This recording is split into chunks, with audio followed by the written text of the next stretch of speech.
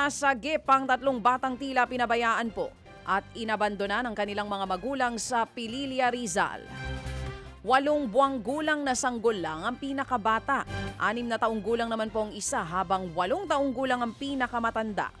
Ayon po sa mga kapitbahay noong Miyerkules ng madaling araw patila, inabandona ang mga bata.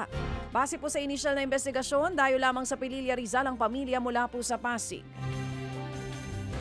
Wala raw maayos sa trabaho ang magulang ng mga bata at panlilimos ang pinagkakakitaan ng mga ito.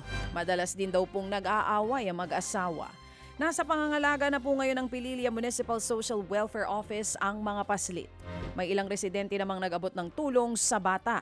Hinahanap na po ang magulang ng mga bata na posibleng makasuhan kung mapatunayang nagpabaya sa kaniyang mga anak. Kawawa naman po ito. Iniwan na lang basta na parang mga pusa yung bata. Anak-anak, hindi ba? O bago po kayo mag-anak, isipin nyo kung talaga pong sa ekonomiyang ito, kaya ba natin silang buhayin?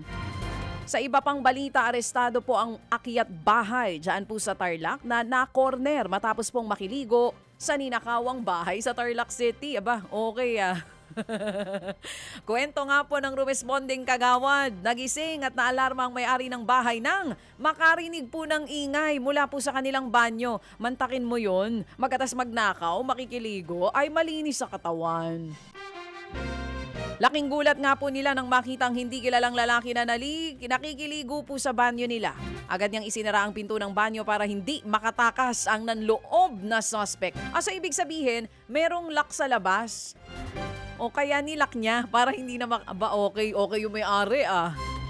Natrap tuloy sa banyo ang magnanakaw na nakiligo. Sa inisyal na investigasyon, nakapasok po ang suspect sa bahay nang puwersahing buksan ang pinto. Hinala po ng mga otoridad, posibleng inakala ng suspect na walang tao sa bahay kung kaya't naligo po ito bago siya magnakaw. Ang ibig sabihin, nakiligo muna sana bago magnanakaw. Oh, akala ko nauna munang magnakaw bago naligo. Ay, okay. Sinunog naman po ang kusina ng isang journalist sa Santa Rosa, Laguna. Ayon po sa biktimang si Marlon Ramos, nakarinig po sila ng pagsabog sa loob po ng kanilang bahay. Nang tignan niya ito, nasusunog na po ang kanilang kusina. Agad siyang humingi ng saklolo kaya agad din itong naapula. Arestado po ang suspect na dating kaibigan ng bunsong anak ni Ramos. Hindi itinanggi ng suspect ang ginawang krimen dahil daw sa bullying. Nakumpiska sa suspect ang maliit na container na pinaglagyan po ng gasolina. Patuloy pa rin po ang investigasyon sa ngayon.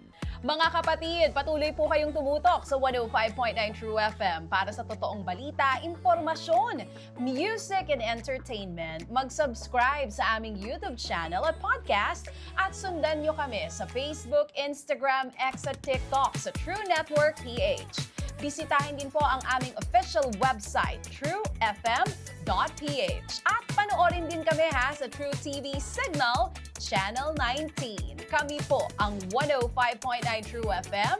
Laging true sa'yo, kapatid.